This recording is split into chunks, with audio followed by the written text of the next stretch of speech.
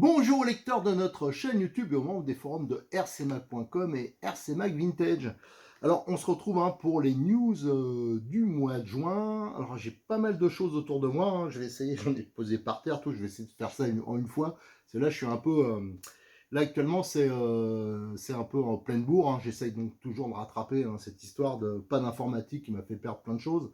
Donc je refais des vidéos, c'est pour ça qu'il y a des moments où vous avez des trous, j'en publie beaucoup moins. C'est parce que j'essaye de rattraper. Et surtout, je change un peu de tactique. Là, je voulais vous expliquer ça. Il y a certaines photos, parce que je publie toujours les vidéos et les photos sur RCMag. Alors les photos, il y a toujours un décalage. C'est normal, c'est beaucoup plus long à traiter. Mais maintenant, j'attends d'avoir fini la série avant de commencer à les publier. Et surtout, je les sauvegarde. Comme ça, je me ferai plus normalement couillonner. Ou alors, si je me fais avoir, ça sera avec beaucoup moins de conséquences. Donc, pour le mois de juin, donc j'ai fini, ça je crois que les vidéos, j'ai fini de les publier, mais j'ai toutes les photos à vous mettre, des montages, je crois que j'en ai plus de 800. C'est le fameux, le Fighting Buggy. Donc ça c'est vraiment une voiture, enfin moi perso j'adore. Alors pour rouler, un peu moins, mais en expo, alors ça c'est vraiment la voiture que vous aurez tout le temps derrière moi. Je peux vous assurer qu'il y a une certaine masse, c'est assez balèze. C'est tout en aluminium, acier, enfin voilà, ça c'était vraiment le genre de voiture que j'aimais. Et ça a été un peu un défi pour moi parce que j'avoue que je déteste faire les carrosseries. Et là, il y avait quand même un peu de boulot au niveau des autocollants pour faire le pilote, tout ça. Donc le fighting, alors ça, du coup, ça m'a inspiré. Je vais vous refaire des montages entre guillemets de reproduction vintage, comme le fait Tamiya, comme le fait Kyosho et Shum. Ça, je vais en refaire, je pense, régulièrement. Ça, c'est bon. Toujours chez Tamiya. Je l'ai reçu ce matin parce qu'il y a Cyril de Modis 34 qui est venu, comme tous les mardis, il est venu m'apporter les news et les trucs que je vais commander, que je vais demander pour pouvoir faire les présentations. Regardez, la beauté. Enfin, moi, perso, je trouve ça superbe. Et ça, c'est un futur collector, ça, c'est sûr. L'Alpine sur châssis M06, donc avec une nouvelle décoration. D'ailleurs, je crois que l'autre, elle est derrière moi. Je ne sais pas si on la voit. Alors, celle-là, c'est devenu un collector parce qu'elle n'est plus disponible. Ça, c'était l'ancienne version voilà, avec un look qu'on connaît plus, qui est plus traditionnel.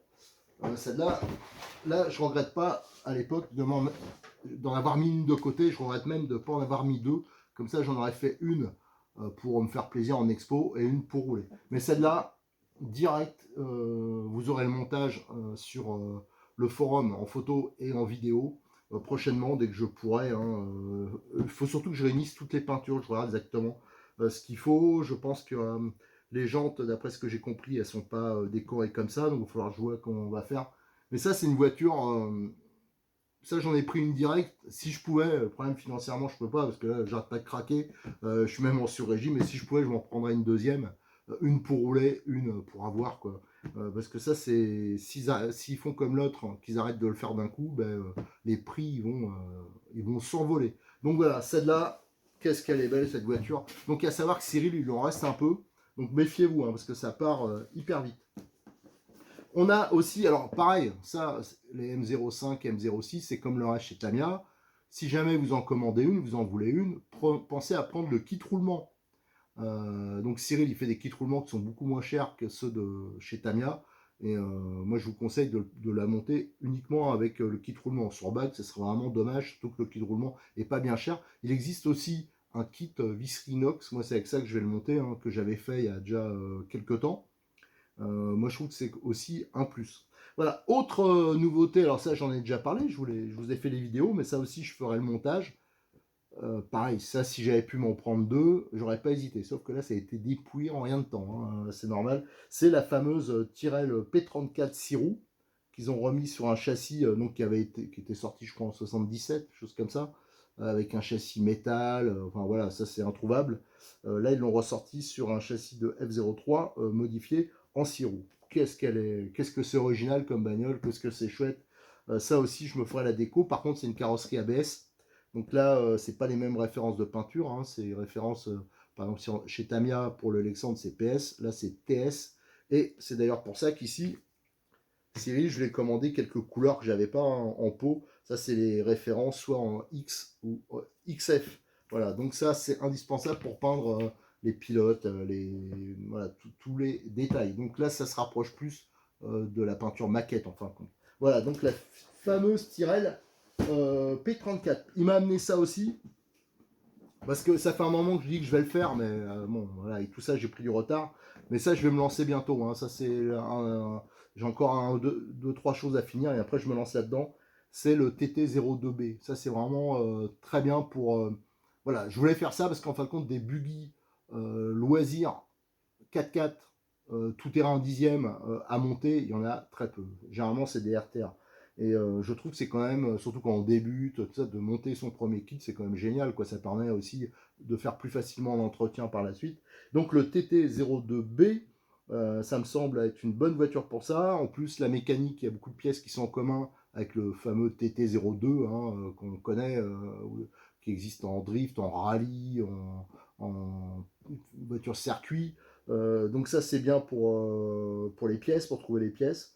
Et donc on fera le montage. Alors je ferai le montage, ça je le montrerai pour Cyril, il en veut un. On fera le montage avec les roulements, on fera un kit visserie, on fera aussi quelques options. Voilà, on lui fera un truc sympa qui bombarde un peu. Donc ça c'est dans la boîte, c'est dans les prochaines choses qui sont prévues hein, sur la chaîne YouTube. Là, pourquoi je montre cette alpha?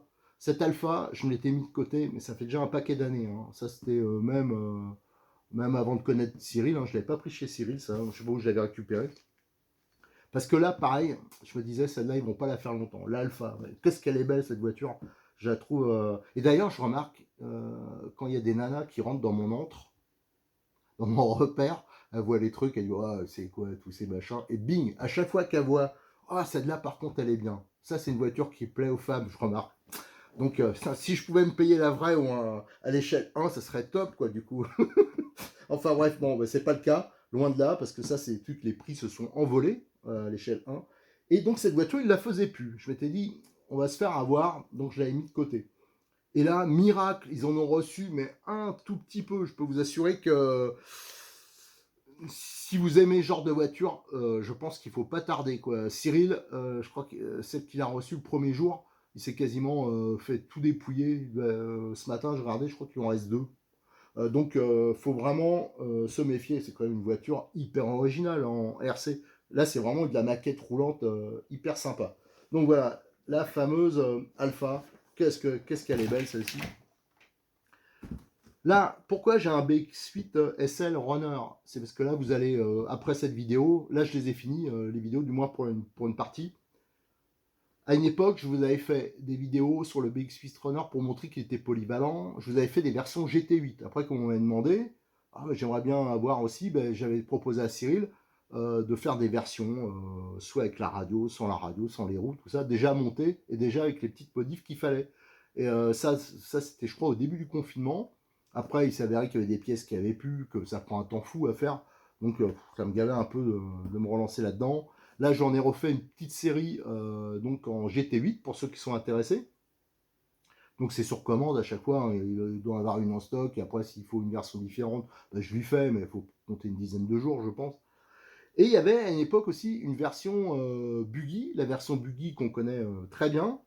À chaque fois, j'ai dit, je disais, je prévenais les gens que voilà, déjà une voiture à 180 euros en buggy en huitième, il n'y en a pas beaucoup, hein, il n'y a pas de concurrence, mais bien sûr, à ce prix-là, c'est un 1 dixième qui est rallongé de partout, ça veut dire des triangles plus longs, des cardans plus longs. Par contre, les pneus, la carrosserie, tout ça, c'est bien du 1 huitième. Les dimensions, hein, c'est vraiment au standard 1 huitième. Sauf que bien sûr, c'est un moteur charbon. Alors bien sûr, après, on peut faire évoluer. Et surtout, c'est des voitures qui ne sont pas du tout faites pour faire, si vous aimez faire des sauts de malade, si vous aimez la vitesse, tout ça. C'est pas ça, hein. Ça c'est vraiment pour apprendre à piloter si on veut un 1 huitième, et éventuellement évoluer, c'est pour rouler cool, c'est pour des gens raisonnables. Donc moi j'ai rarement eu des problèmes avec cette voiture parce que voilà, je roule pas comme un fou. Mais par contre, d'expérience, il y a quelques petites choses à faire dessus. Alors sur les vidéos, quand je l'avais présenté à l'époque, je les indiquais, mais je voyais que personne ne les faisait, les modifs.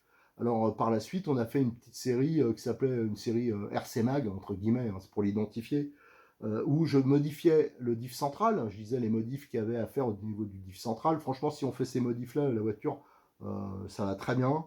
Donc ça veut dire qu'on colle la bague, on remplit avec du silicone modif, on passe en 4 satellites, tout ça. On mettait le renfort de cellule avant, qui est vraiment important, et on mettait un palonnier alu. Cette série, elle est partie tout de suite, et et c'était un peu trop de boulot pareil à faire. Et là, Cyril m'en a reparlé parce qu'on lui demandait, il a des clients qui lui prennent la voiture, mais qui ne sont pas bricoleurs. Là, il voulait quelque chose tout de suite qui soit déjà un peu modifié. Alors, j'en ai refait une avec l'expérience qu'on a eue depuis avec donc le BX8 SL, mais aussi les BXR S1.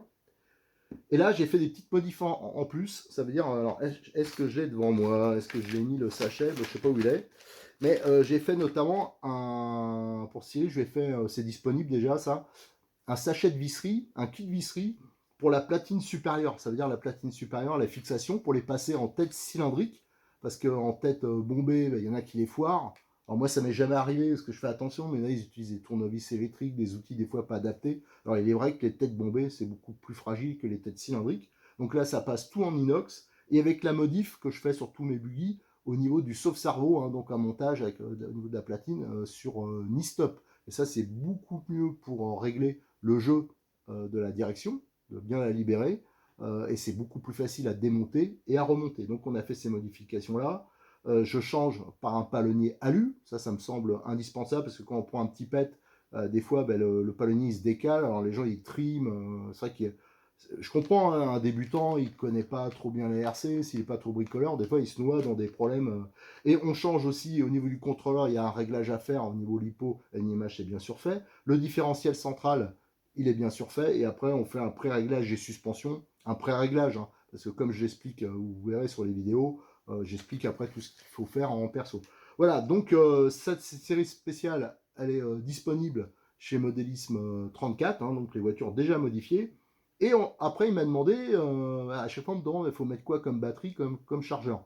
Alors, il y a beaucoup de boutiques qui refilent des chargeurs USB, des batteries bidons. Je dis non, il faut que tu proposes quelque chose. Alors, je lui ai fait une sélection d'un chargeur, moi, ce qui me semblait le minimum, mais bien. Et au niveau batterie, ce qui me semblait le minimum, mais bien. Et voilà, donc vous l'avez, je pense, en 4 versions, cette voiture.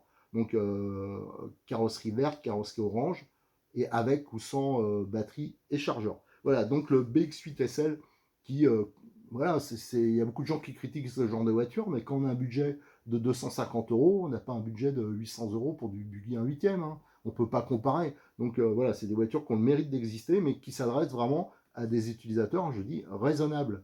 Voilà, celui qui tape les trottoirs tous les 2 mètres, automatiquement, c'est plus fragile qu'un buggy 1/8. Mais comme la masse, la voiture est beaucoup plus légère, hein, ça fait largement plus d'1 kilo en moins. En plus, ça utilise que des batteries 2S, donc c'est beaucoup plus économique quand on a besoin de 2-3 batteries d'avance.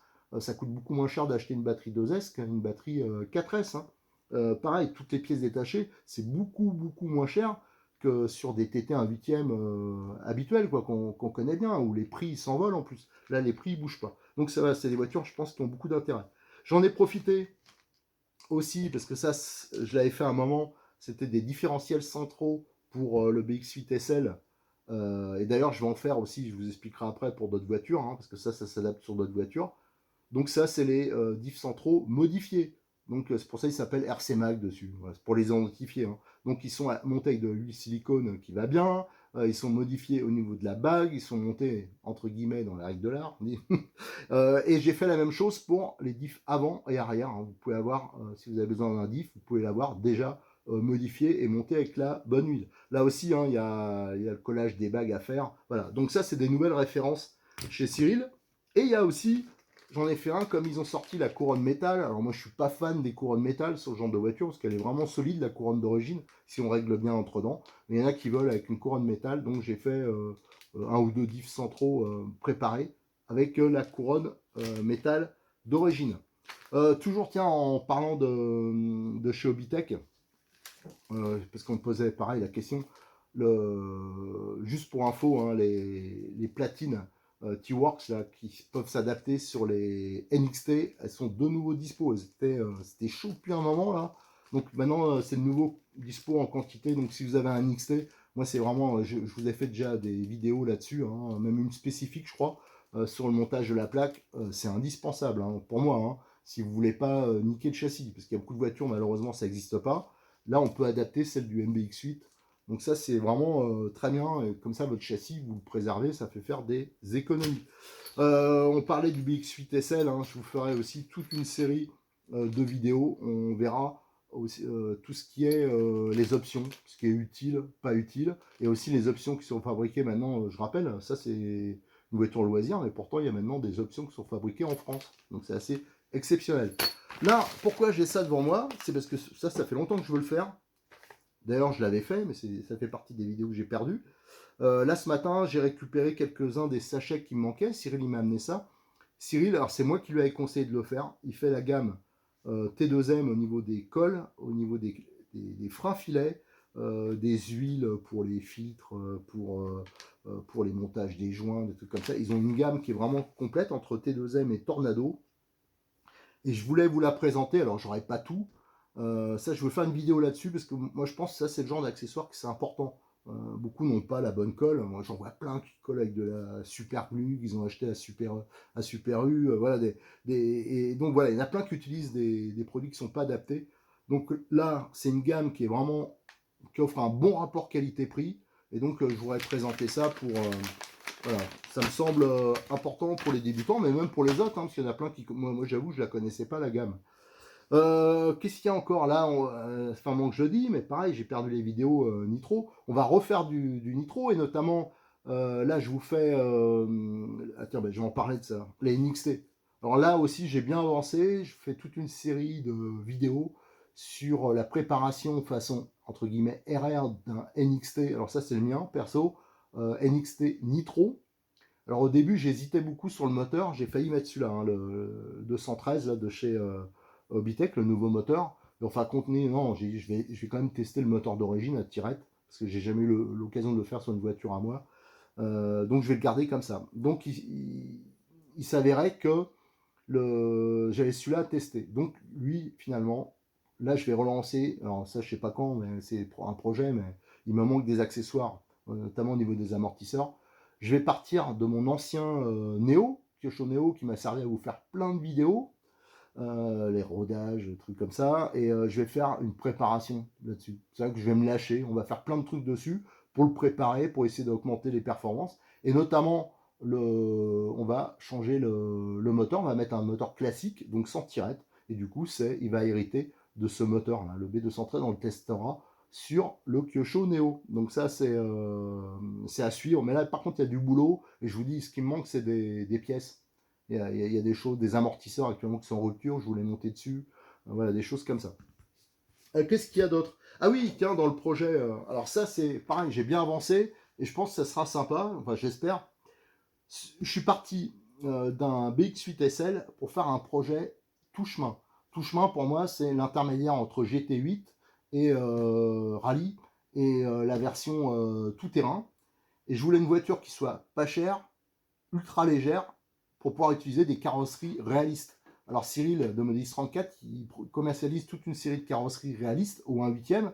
Donc la Cox à 2 chevaux, et aussi la Méharim, il y a la Datsun Fairlady aussi. Enfin, il y a plein de carrosseries sympas. Sauf que sur des TT 1/8 actuels, ça monte pas du tout. Alors on fait une charcuterie pas possible. C'est horrible. Alors j'ai dit, il va falloir adapter une voiture. Donc partir d'un buggy 1/8. Et l'avantage du BX8 SL, justement, c'est qu'il est hyper polyvalent. On peut faire plein de choses à faire avec. On peut jouer sur la voie, sur l'empattement, tout. Et vous allez voir, on va faire l'adaptation de la carrosserie sans qu'il y ait des supports amortisseurs qui dépassent, tout ça. Donc ça, c'est un petit projet qui me tient à cœur, que je fais pour moi, et qui va me servir aussi quand on fait des démonstrations. Moi, je fais pas mal de rassemblements vintage réels. Un 8e, ça va beaucoup plaire. Et aussi quand on fait des fêtes de village, des choses comme ça. Par exemple, demain, je fais encore une démonstration au Bois de Brose pour un centre aéré. Et voilà, ça, c'est le genre de voiture qui aurait plu. Donc ça, c'est un des projets qui est en route. Autre projet, tiens, je le ressors. Ça, c'est mon BXR S1. J'en suis hyper content depuis que j'ai fait la modification 3 diff. Sauf qu'il y en a beaucoup, ils n'osent pas se lancer dans la modification. Alors, ce qu'on m'a demandé de faire, hein, c'est j'ai des châssis d'avance. Cyril m'en a amené ce matin. Je lui ai dit, je vais te faire, ouais, je vais pas en faire beaucoup, je vais en faire 2-3 d'avance. Des kits passage au différentiel central. Voilà, pour celui qui a un BXR, RTR comment dire, kit, et qui veut le passer en 3 diff, mais qui est pas trop bricoleur, il aura l'ensemble complet, ça veut dire le diff central modifié, ça veut dire collage des sorties, la bonne huile, les bonnes noix, parce qu'on modifie les noix, les bons cardans, les cardans qui vont avec, et un châssis qui sera modifié, qui sera déjà modifié, et une petite platine, là, et après le reste, bah, il le fera à sa sauce. Voilà, mais ça c'est vraiment un montage, si vous avez un BXR S1, c'est vraiment un montage que je vous conseille. Après, je regarde autour de moi, ben, je crois qu'on a terminé le tour. Je regarde, bon ben c'est bon. Voilà, on a terminé dans les news. Alors il y avait d'autres choses, hein, notamment sur... enfin, tiens, ouais, ça je précise. Pour tous les moteurs Hobbytech, c'est vrai que pour l'instant, il n'y avait pas beaucoup de pièces. Alors ça, il ne me l'a pas amené, Cyril, mais à savoir que Cyril, maintenant, il a toutes les pièces, quasiment toutes, je crois, hein, les soufflets, les bielles, les machins, pour les moteurs, les deux versions de moteurs Hobbytech, et ça, c'est vraiment intéressant. Et enfin, j'ai vu pas mal de petites nouveautés, hein, enfin des nouveautés, c'est plutôt de la pièce qu'il n'y avait pas et qui est maintenant qui est dispo sur son site. Comme d'habitude, il arrête pas mal, ouais, il arrête pas de bouger, il y a sans arrêt de nouvelles choses ou de nouveaux arrivages. Allez, je vous remercie. Je vais publier cette vidéo le plus rapidement possible et après je vais enchaîner avec les vidéos du BX8 SL préparé maison. Allez, à très bientôt sur notre chaîne YouTube et sur les forums de RC Mag et RC Mag Vintage.